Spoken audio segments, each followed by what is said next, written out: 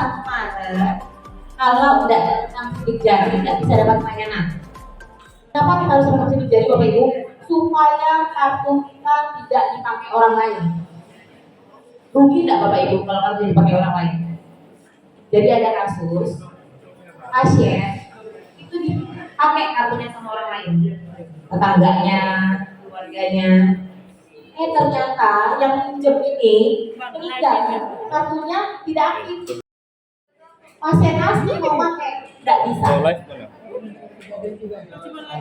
Pertama, pasien pertama dirugikan. Kedua, pasien yang pakai ini kena kasus pidana karena penyalahgunaan kartu.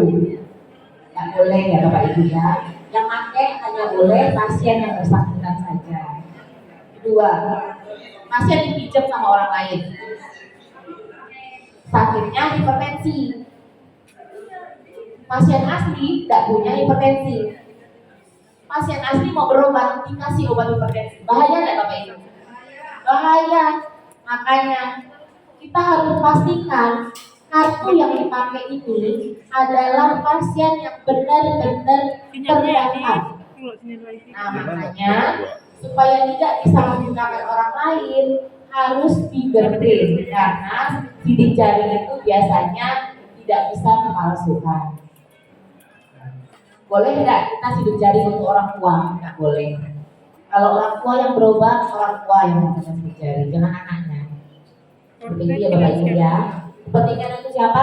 Untuk Bapak Ibu yang terdaftar. Kami melindungi haknya Bapak Ibu sebagai peserta yang terdaftar untuk tetap mendapatkan pelayanan dan kartunya tidak disalahgunakan oleh orang lain.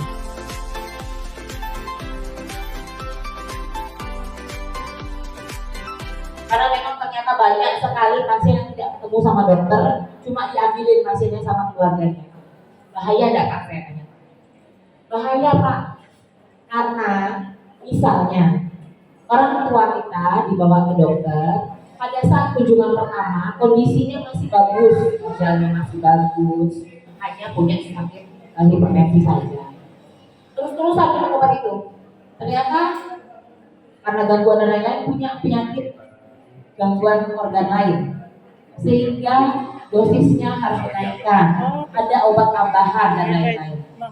Makanya solusinya untuk Bapak Ibu yang diambil oleh anaknya, 1 kali datang dulu ke rumah sakit, 1 kali untuk diperiksa oleh dokter, diperiksa labnya, kalau perlu ronsen di ronsen, kalau perlu pemeriksaan lain diperiksa dulu. Nanti dokter kasih obat, obatnya boleh diulang maksimal 3 kali.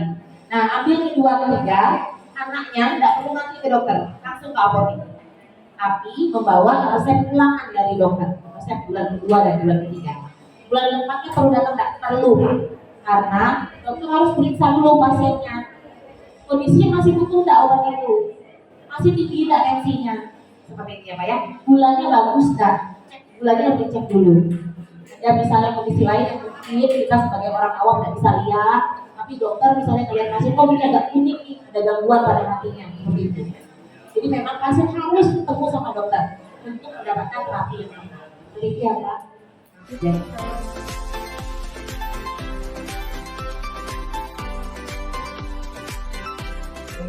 Jadi kalau petugasnya terkait BPJS, ini nomor saya yang di sini. Kalau konsultasinya terkait rumah sakit, misalnya poli, pendaftaran, terkadang seringnya ada yang hubungi saya mau daftar. Saya tanya ke teman-teman yang rumah sakit. Semoga nanti pelaksanaan fingerprint tanggal 1 Maret 2024-nya berjalan dengan lancar ya Bapak Ibu ya. Nanti kalau ada kendala, misalnya rekam tapi keluar dari nama orang lain, boleh menghubungi BPJS terdekat atau ke bagian pengaduan rumah sakit yang tadi nomornya Mbak Oli itu. Untuk kita hapus data yang lama, misalnya yang tadi udah terlanjur pernah merekam sidik jari, tapi ternyata yang direkamkan untuk orang tuanya, pas mau berobat sendiri malah keluar nama orang tuanya. Seperti itu bisa nanti kita reset datanya, kita ubah lagi baru. Seperti itu ya Bapak Ibu ya. Nanti kalau ada kendala bisa dihubungi tadi nomor-nomornya yang telah disampaikan. Terima kasih. Mohon maaf apabila ada kata-kata yang kurang berkenan. Wassalamualaikum warahmatullahi wabarakatuh.